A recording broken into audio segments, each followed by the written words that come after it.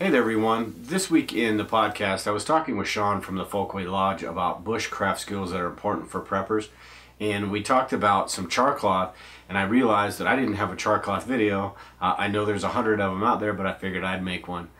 Char cloth is pretty simple to make, and it'll make your job a whole lot easier when you're trying to start a fire with a ferro rod.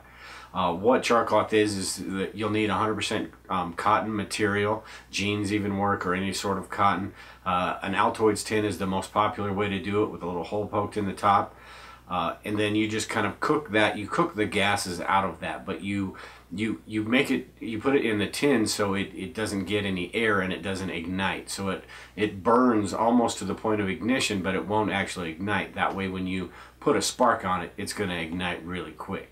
I did this video showing you how I do it on my Coleman grill, but there's a bunch of different ways you can do it in an open fire, as long as you're separating the air from that. I don't like the campfire method because it's got a lot of smoke anyway, and it's hard to tell when that's done. But anyway, check out this video of how to do it. It's pretty simple stuff. Alright, so basically what you want to do is take your Altoids tin. It's got the couple holes in the top of it. Put a couple of pieces in there. I like to cut them to where they fit almost exactly like that. And I'll just throw them on the Coleman grill. There's a bunch of different ways to do this, but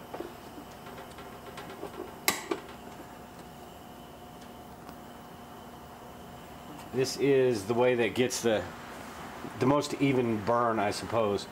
And what you want to do is wait for that smoke to start coming out. And once that smoke's done, then you're good to go.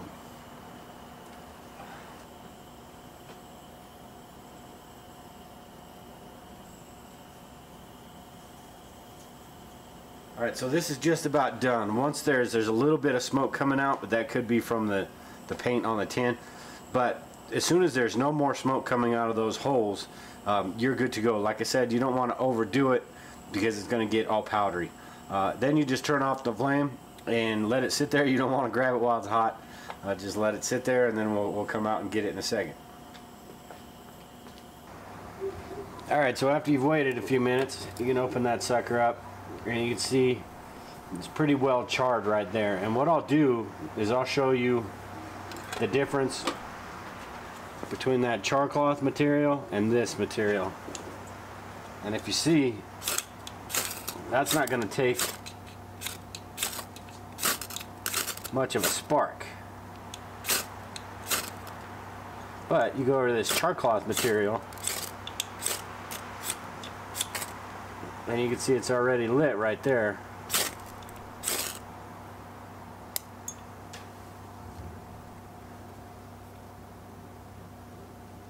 And that's going to spark for you really quick. That's actually burning right there, slowly burning through that whole fabric. So that's going to give you more opportunity to get stuff lit.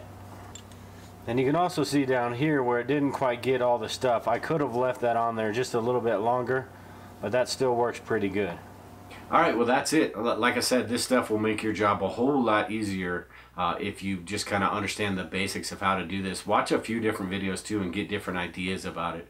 But if you haven't subscribed to the channel, make sure and subscribe below.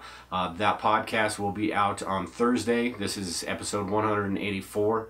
A really good podcast if you're into bushcraft. It's kind of basic stuff, but it's a good refresher. And if you're wondering why bushcraft is important in the first place, it'd be a great podcast for you to listen to. But I appreciate it, everybody, and we'll talk to you later.